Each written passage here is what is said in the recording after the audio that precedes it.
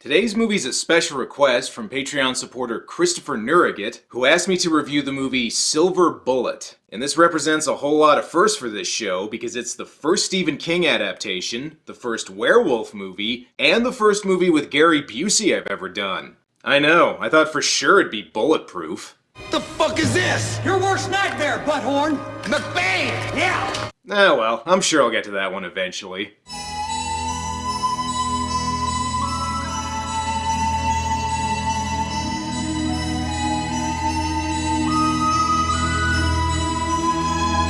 Silver Bullet is a 1985 horror movie based off the Stephen King story Cycle of the Werewolf. And as a lot of you probably know, movie adaptations of King's work are all over the place, ranging everywhere from legitimate horror classics to overlong TV movies to hilariously campy pieces of what the fuckery. So where does Silver Bullet fit in?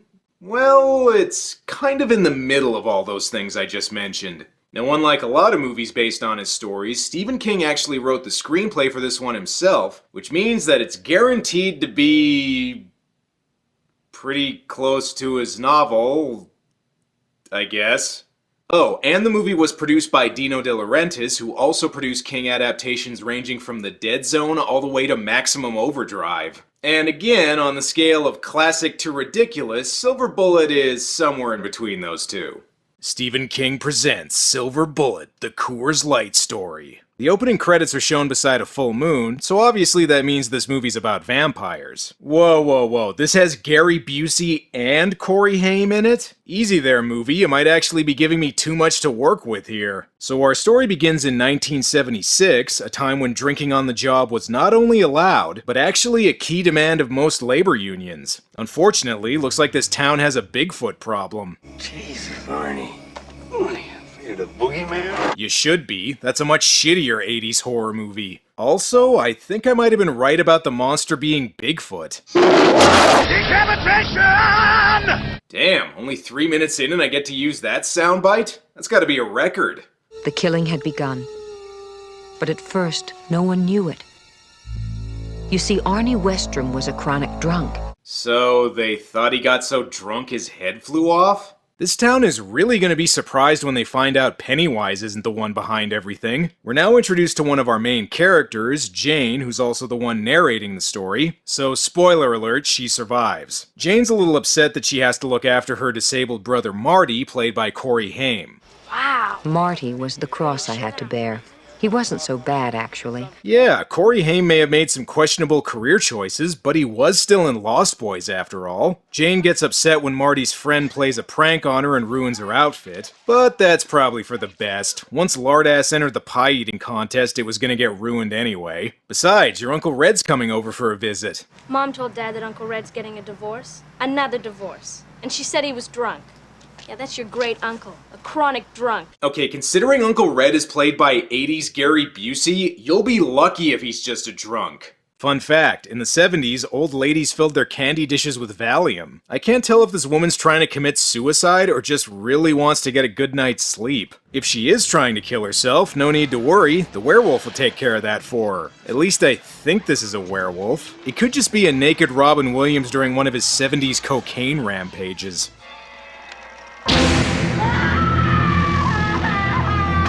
Let me guess, because she was suicidal, nobody thought that was suspicious either, right? The townsfolk don't seem to be too happy with the way the police are handling things, and I don't blame them. Joe Cabot from Reservoir Dogs runs their bar. Now you boys better turn down your thermostats, or you can both get the hell out of here. Yeah, or I'll use this bat to make yous both Mr. Black and Blue, capiche? And in case you didn't know where the movie's title came from... Hey, it's Madman Marty and the Silver Bullet! Oh, that's why the movie's called Silver Bullet. It's the name of Corey's wheelchair. It might also be because it's about a werewolf, I don't know. Corey escorts his girlfriend that we never see again after this scene to her house, and it wouldn't be a Stephen King movie without a cartoonishly alcoholic deadbeat father. Damn cripple. Always end up on welfare. Yeah, I get my booze money the honest way, through armed robbery. And I don't know who this guy is, but he looks like he's about to tell Corey that sometimes the ground is sour. But you know what? Enough of these side characters. It's about time we got to some Busey. The guy gets up and leaves. The guy that's sitting there says, "Hey, why do you let him call you jackass all the time? bartender says, oh, he always calls me that. And that's literally our introduction to Gary Busey in this movie, drinking a bottle of booze and telling a stupid joke. Seems appropriate to me. I don't know if Gary's the werewolf, but I wouldn't be surprised if he got bit by a horse during a full moon one time. And I'm not sure what kind of uncle he is. Your sister would help you. I'll be up in a minute. I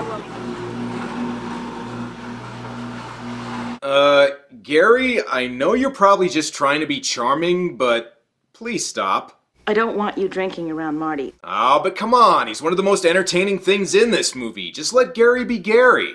You know, you think your only responsibility is getting his butt out of the chair and into the tub and out of the chair and onto the toilet. And you ought to realize there's more to Marty than him not being able to walk. Hey man, you know I've always said Marty stands for monkeys are really terrific yodelers. I know it don't make much sense, but hell, most of the things I say don't make sense. And wasn't there another alcoholic in this movie? Oh yeah! Oh yeah, Rebel airplane! Bust his chops!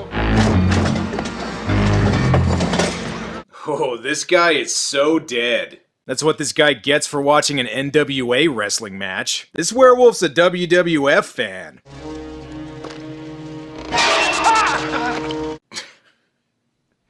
Some horror movies have cat jump scares. This movie has spider jump scares. This guy's really worried someone's gonna find his secret stash. He needs that for his glaucoma, you know.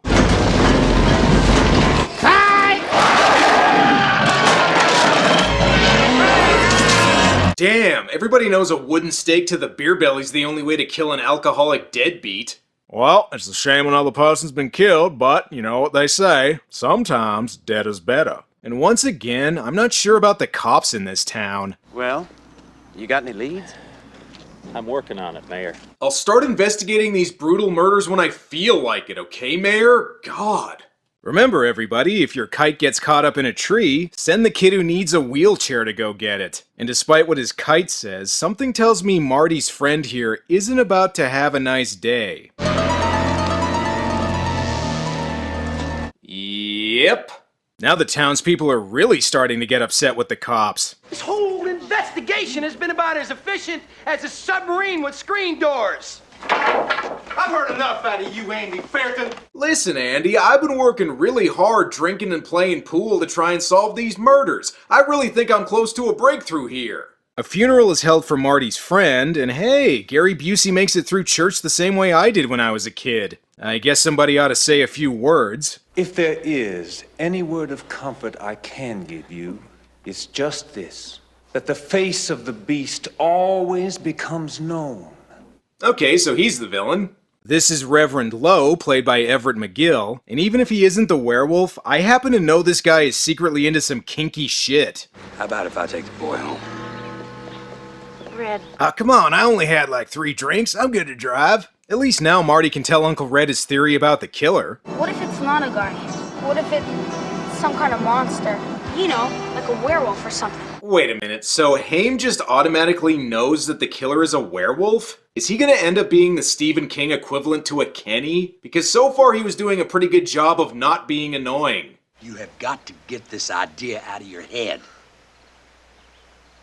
Psychotics are more active when the moon is full. You know, I've always said the moon stands for maniacs operate openly and nefariously. Those are some Gary words of wisdom right there. Fed up with the cops, the townspeople decide to form a militia to look for the killer, because that never goes wrong in a horror movie, right? The sheriff tries to warn everyone against taking the law into their own hands, but the dead kid's father gives a heartfelt speech, so, guess there's nothing he can do. Alright, look alive, people. We gotta be on the set of Halloween 4 by morning. Oops, my mistake. Looks like they accidentally wandered onto the set of Pod People. Now, I know I'm always saying dead is better, but I wasn't talking about myself. Is it okay if I just go home? I'm beginning to think this wasn't a good idea. Came from over there.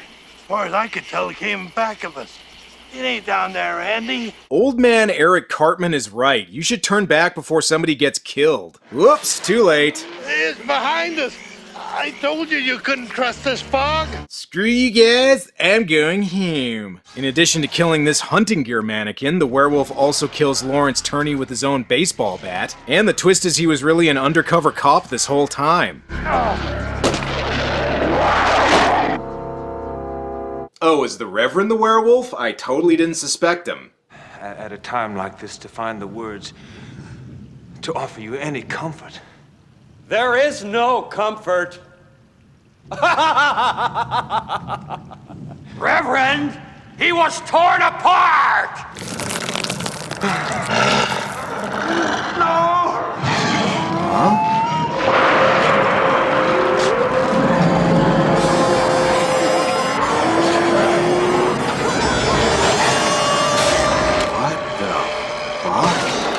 Oh wait, the movie's just reminding me I should be watching An American Werewolf in London. These horrific killings may have paralyzed the town, but nothing is gonna stop our Sunday night barbecue, goddammit. Yeah, Jane's walking around in all these new clothes showing off her tits, acting like nobody ever had tits before her. Don't worry, Corey. Once you get older, you'll get to show off your ass in a movie. And besides, the important thing is Uncle Red just made Marty a bitchin' new wheelchair. Ta-da!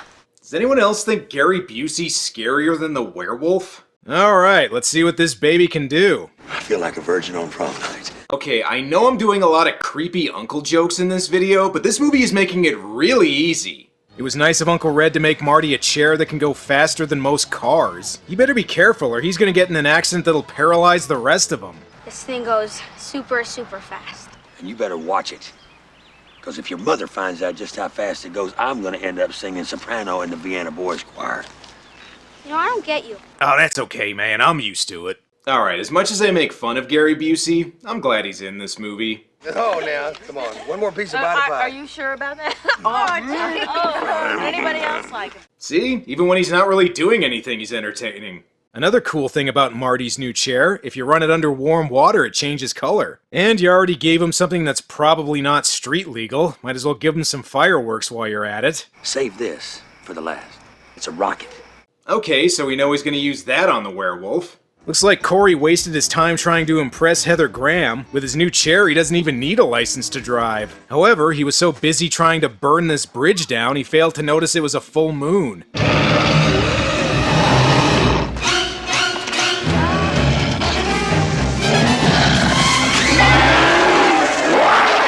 Wolfman's got eyeballs. And if the only thing that can kill a werewolf is a silver bullet, Marty should just run over him with his chair. Some people call Batman when they're in trouble. Marty calls Gary Busey. Hey, buddy, you had a bad dream.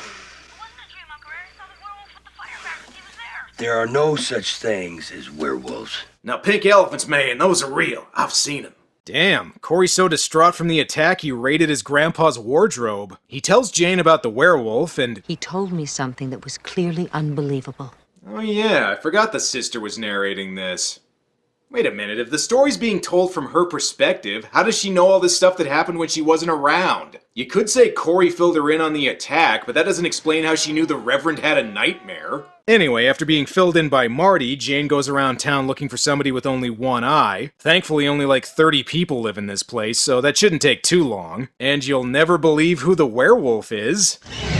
Little brothers sometimes do that.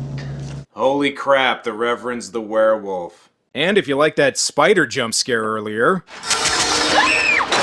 Damn, if only this place had a cat jump scare to take care of this mouse jump scare problem. Jane figures out the Reverend is the werewolf after she sees the bar owner's bat in his garage. Not really sure why he would take that home with him, but I guess he realized people would figure out he's evil sooner or later. Now that Marty knows that Reverend Lowe is the werewolf, he has a foolproof plan to take care of him. He sends him an anonymous, angry letter telling him to go kill himself. Wow, I think Corey Haim just invented Twitter. And holy shit, the Reverend is actually Nick Fury! Looks like the kids are gonna need some help. Holy jumped up bald-headed Jesus Palomino. Okay, again, I'm glad Gary Busey's in this. You want to know what I think? I think you had a hallucination. And I know all about that. Well, I'm so gacked up I thought playing a killer cookie was a good idea. They managed to convince Uncle Red to help them, but never mind that. We got more important things to get to, like Marty randomly staring at a girl's ass? Can we just get back to the werewolf, please? As if the werewolf wasn't bad enough, it looks like Marty's getting tailed by Christine. Oh, never mind, it's the Reverend. Alright, Corey Haim, you're about to end up like that wheelchair kid from Mac and Me. You know, instead of trying to kill him in broad daylight and potentially getting caught, you could just wait until you turn into a werewolf again and kill him then. Seems to have worked out pretty good for you so far. Now that Reverend Lowe has finally cornered Marty, he's gonna kill him by slicing his throat with his cheekbones. I can't kill myself. Our religion teaches that suicide is the greatest sin a man or a woman can commit. Are you sure it's above murder? You might want to double check your notes on that one. You see how all things serve the will and the mind of God. You see, you meddling little shit! Okay, best non-Busey line of the movie goes to Reverend Lowe. Thankfully, Marty's saved by a Deus Ex random bumpkin, and he also manages to convince Uncle Red that Reverend Lowe is the killer. I suppose a creepy reverend is easier to buy than a werewolf. Better go tell the cops. Do you believe any of this? Well, let's just say I believe that Reverend Lowe ought to be checked out.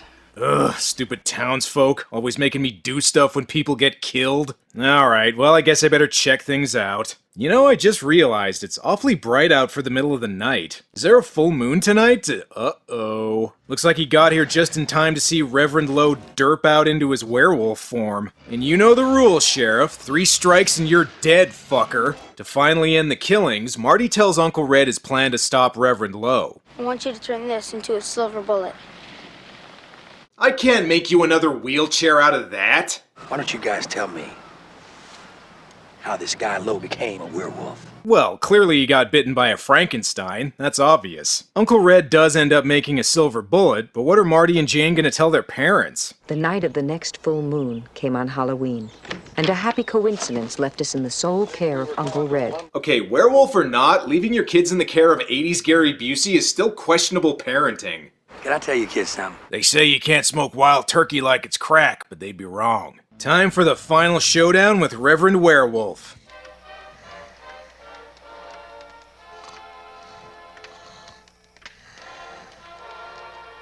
Jeez, I know the kids are with Gary Busey, but I thought they'd pass out a little later than that. Alright, wake up, people. We got a climax to get to. Eventually the werewolf does come around, and it's worth it just for Gary Busey's reaction.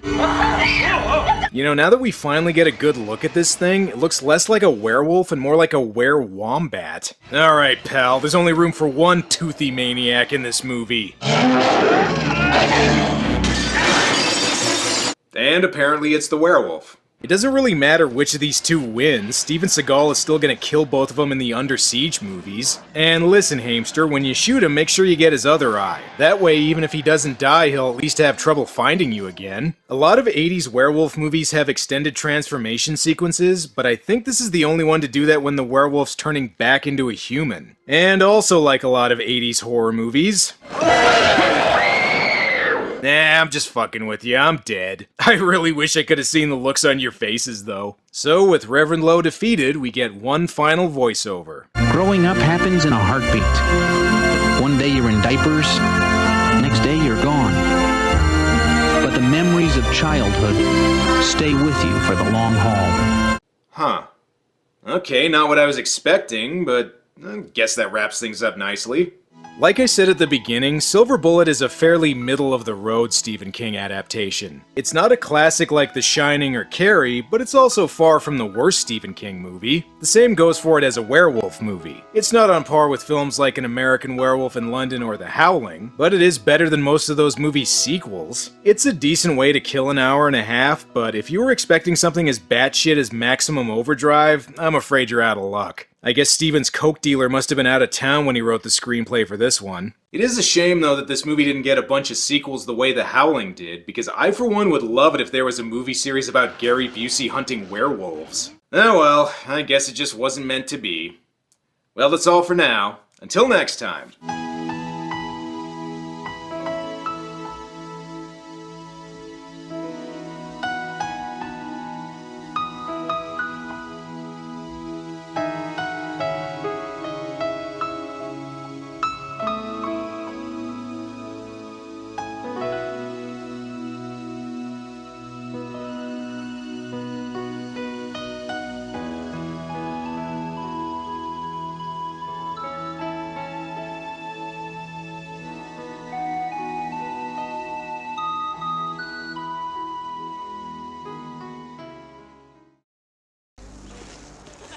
Fred.